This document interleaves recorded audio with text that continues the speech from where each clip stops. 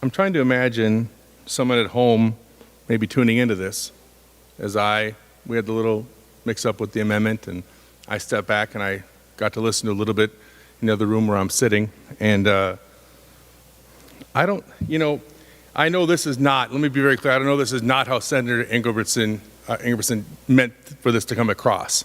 But I don't think in the history of all the arguments and discussions I've ever heard about the police that the concern was they're not violent enough, right? I've never heard someone say, we need more training to have more chance of defending themselves. They need more of an upper hand in the way that they're going to police. I've had many friends who are police officers, and the training they get on how to conduct themselves in a violent situation is quite complete.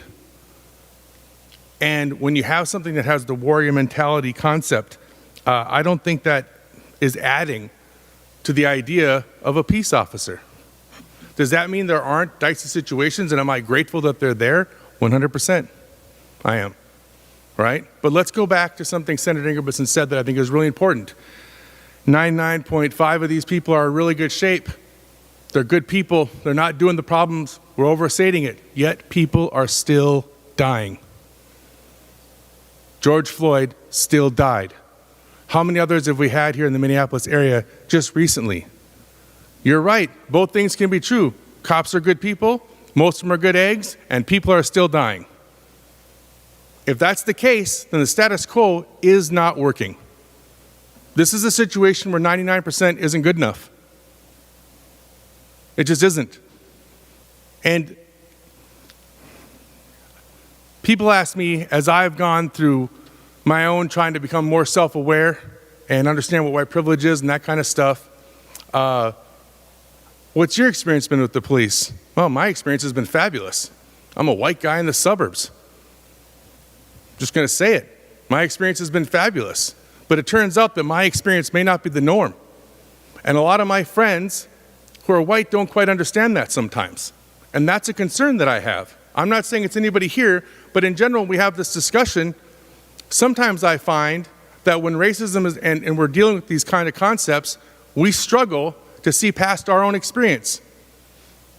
But when I talk to constituents, and I want to give you one really good example, I had a constituent on one of the nights of the protests that had to get her daughter, an African-American constituent, had to get her daughter to this one specific hospital that could treat her based on the experience and what the nurses were telling her and how soon she had to be there.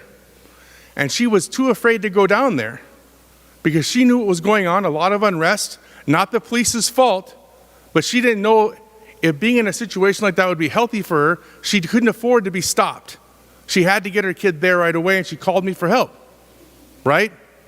Let me be clear, whether perceived or real, the fact that that person felt uncomfortable driving the streets to get there out of concern for their own well-being in a heightened situation, granted, is unacceptable. It's not just enough for us to say racism isn't bad. We have to be saying we're anti-racist. It's not just enough to sit there and go down the road of just saying, well, I'm not like that. You have to be working to dismantle it. And that's part of what I am so proud of what I've seen with my friends in this caucus, talking about pushing forward agendas, speaking passionately about it, and I support them 100%. And this is just one of the many examples of how we can apply ourselves in a way that's beneficial. Because what we don't do very well, the people that are in the majority of the norm, is we don't listen very well. My friends who are of color in my caucus came forward saying this is a really good idea and how we can solve the problem. I'm going to listen. This white guy is going to listen. So I hope that people will think about what Senator Herr is talking about and maybe pass his amendment. Thank you.